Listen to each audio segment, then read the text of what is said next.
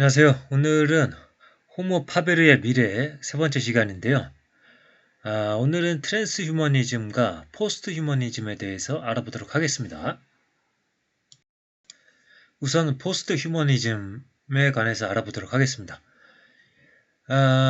이들의 전제는 무한한 기술 발전의 가능성을 받아들이고 있다. 그래서 이러한 미래의 기술이 인간의 모습을 어떻게 변화시킬지에 초점을 맞춘다.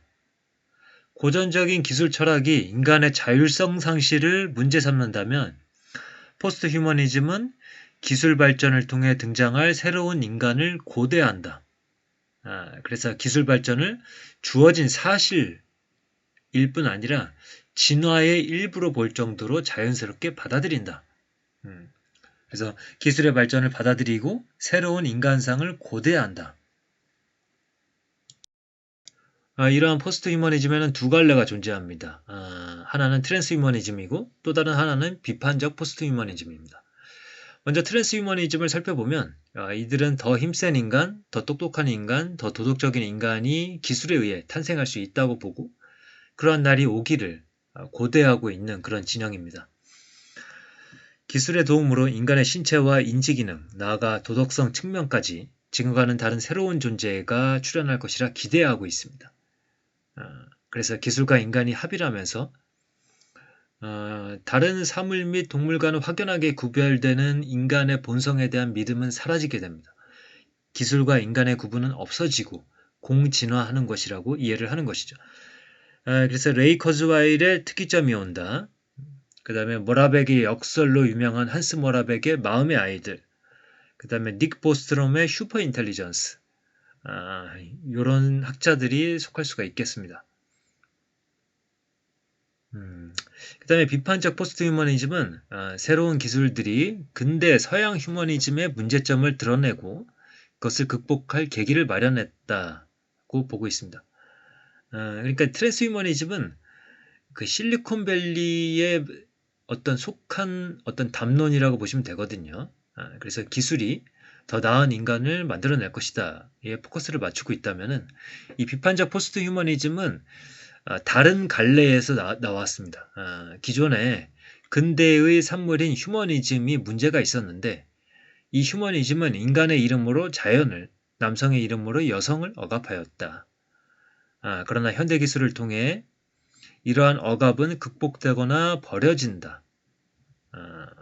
이제 현대 기술을 통해 새로운 인간관을 만들어낼 수 있게 된 거죠.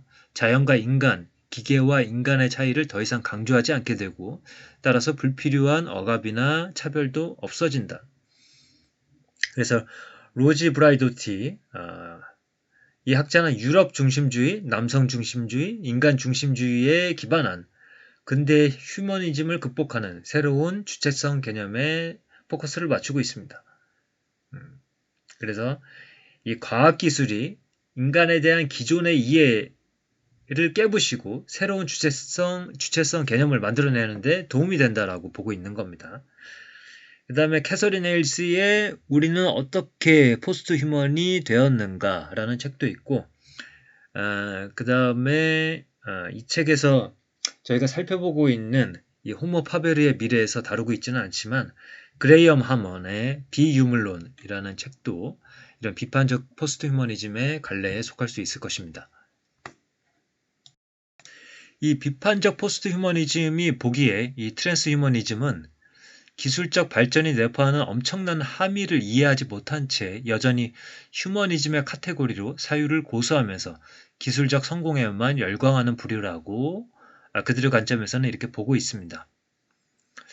그러나 이 둘의 공통점이라면 이렇습니다. 인간 이후의 인간을 지향하건, 즉 트랜스 휴머니즘, 그 과정을 통해 자유주의적 휴머니즘이 극복되는 과정에 집중하건, 이것은 비판적 포스트 휴머니즘이죠.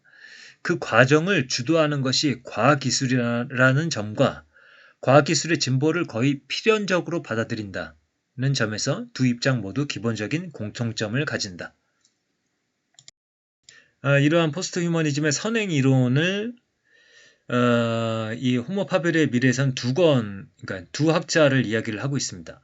질베르 시몽동 그 다음에 브리노 라투르입니다. 이 둘에 관해서는 예전에 이제 저희가 살펴본 바 있습니다. 그래서 이제 간단하게 설명을 드리자면은 질베르 시몽동은 독특한 존재론과 연결된 그의 기술 철학은 포스트 휴머니즘을 예견하는 듯한 특징을 갖는다. 인간과 기술의 관계를 공진화하는 것으로 보는 그의 입장은 인간과 기술의 경계가 모호해지는 상황을 상정하는 포스트 휴머니즘의 이론들과 소통할 수 있는 요소가 많다. 그래서 그의 이론을 보다 보면 이제 이런 내용으로 가게 되는 거죠. 인간이 기술을 만드는 주체이기는 하지만 기술이 일방적인 객체가 아니다. 기존의 기술 역시 일종의 전 개체적인 진료처럼 그 자체의 추동 능력을 가지고 있는 것이다. 시몽동은 기술 발전을 인간과의 상호관계에서 파악하고 있는 셈이다. 그래서 이 부분에 관련해서는 뭐 그런 겁니다. 이제 인간이 주체고 어떤 기술이나 어떤 사물 같은 것은 대상화되는 것이 아니라 인간과 기술 같은 것이 같은 층위로 놓이게 되는 그런 철학이라고 보시면 되겠습니다. 브리노 라투르를 보면 일반적으로는 행위자 연결망 이론, 그의 대표적인 이론입니다. 포스트 휴머니즘으로 구분되지는 않지만 기존의 기술 철학 이론들과 비교해서 생각해보면 포스트 휴머니즘과 함께 배치할 요소가 더 많다는 겁니다. 휴머니즘의 전제인 인간과 비인간의 구분을 부정하는 것이 이 이론의 핵심이기 때문입니다. 그래서 근대주의는 인간과 비인간, 문화와 자연을 서로 나누어 생각하는 이분법에 사로잡혀 있었다. 라투르는 이러한 근대주의의 존재론이 인간의 실제 역사와 실천을 제대로 반영하고 있지 못하다고 본다. 그리하여 그는 정신과 물질의 이원론이 아닌 새로운 존재론, 인간과 비인간이 결합된 하이브리드에게 온당한 지위를 부여해주는 이론론적 존재론을 추구한다. 그래서 이 포스트 휴머니즘의 인간론은 이렇습니다. 인간의 인간됨에 대한 고전적인 집착을 극복해야 할 근대의 잔재로 받아들입니다. 인간의 모든 능력이 결국 물리현상으로 환원될 수 있다는 것을 받아들인다면 인간과 로봇을 굳이 구분할 이유도 인간과 로봇의 결합이나 유전자 조작을 통한 인간 능력의 향상을 불편하게 생각할 필요도 없다. 인간의 인간됨에 대한 과도한 의미 부여는 기술사회의 현실에 부합하지도 않을 뿐더러 지금까지 여성, 동물, 소수자 혹은 비유럽에 대한 억압을 초래한 원인 중 하나였다. 그러나 이러한 포스트 휴머니즘의 한계도 존재를 합니다.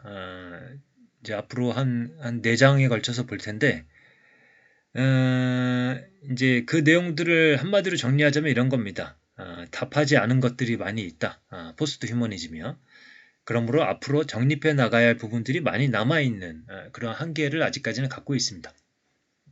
그래서 첫 번째로 기술 철학의 물음 제기에 대한 무응답. 트랜스휴머니즘 같은 경우에는 어떤 기술의 부작용이 일어나지 않도록 조심해서 잘 발전시키면 좋은 결과가 있을 것이라는 그런 원론적인 입장 외에 별다른 대안을 제시하지 않고 있습니다. 오히려 그런 문제들마저 기술을 통한 도덕적 향상을 통해 해결하고자 하니 이것이야말로 엘윌이 말한 기술의 자율성이 드러나는 전형적인 예라 할 수 있다. 이 전통적인 기술 철학에 속하는 엘윌은 이 기술 사회에서 기술 발전으로 생겨나는 문제를 또다시 기술로 해결하려 하고 거기서 또 다른 문제가 생겨나도 기술이 해결책으로 드러나는 현상을 비판하였다. 비판적 포스트 휴머니즘은 고전적 기술 철학이 비판해온 기술 시대의 비인간화나 자율성의 붕괴에 대해서는 별다른 논의를 하지 않는다. 그도 그럴 것이 비인간화의 인간 개념이 근대주의의 산물이라고 보기 때문에 그것을 극복하려 하는 것이 비판적 포스트 휴머니즘이기 때문에 비인간화에 초점을 맞출 수는 없을 것이다. 기술과 인간이 밀접하게 연결되고 있는 현 상황은 그동안 근대주의가 고수해 오던 인간중심주의가 그다지 현실적이지 않았음을 더 명확하게 드러내고 있을 뿐이다. 그 다음에 이제 좋은 세상의 판단 근거가 없다. 트랜스휴머니즘은 당황스러울 정도로 단순하게 생각하고 있습니다. 기술이 첨단을 걷게 되면 인간의 윤리적인 한계를 비롯한 모든 한계가 해결될 것이라 주장하고 있습니다. 인간 조건의 급격한 변화가 초래할 삶과 행복의 의미 변화에 대해서 큰 의미를 부여하지 않습니다. 도리어 그러한 문제를 걱정하는 것을 사람이 급격한 변화의 시기에 기존의 사고틀을 벗어나지 못하고 저항하는 자연스러운 과정으로 파악하고 간단히 넘어가 버린다.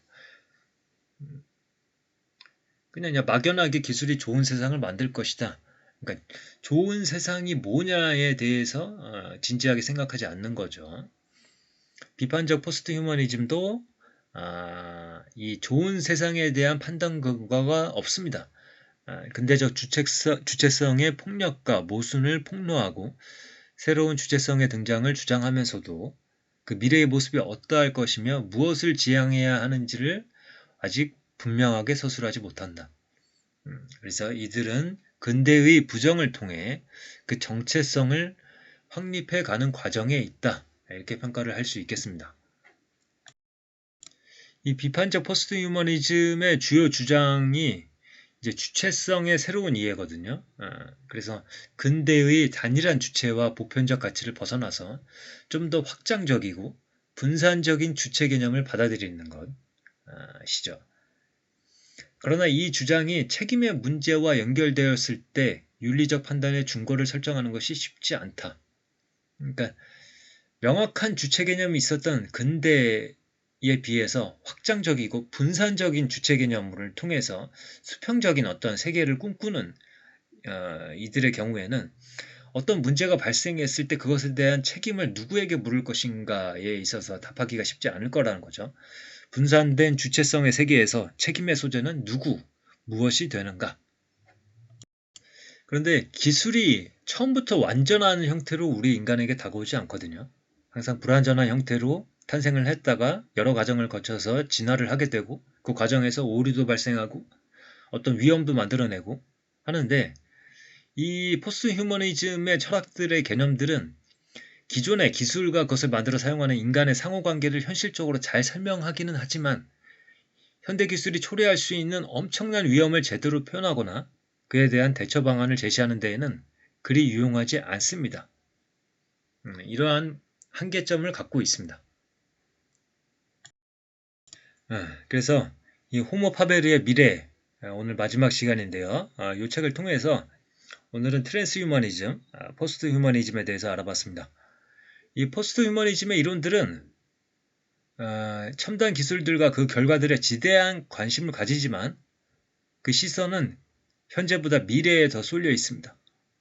이는 현재를 비판하다 과거를 그리워하는 것처럼 되어버린 고전적 기술 철학이나 현재에 너무 집중한 나머지 큰 그림을 보지 못한 경험으로의 전환과는 또 다른 방식으로 아쉬움을 남긴다.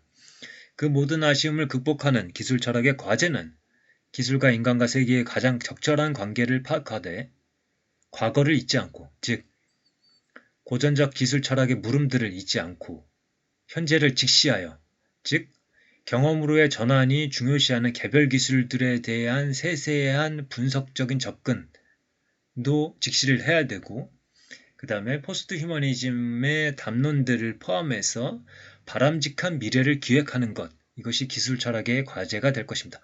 역시 균형 잡힌 사고를 해야 한다. 그런 결론을 얻을 수가 있습니다. 그래서 이 기술 철학에 대해서 잘 정리한 책 호모 파베르의 미래, 이 전반부에 대해서 살펴봤습니다. 그러면 오늘 리뷰를 이렇게 마치도록 하겠습니다. 감사합니다.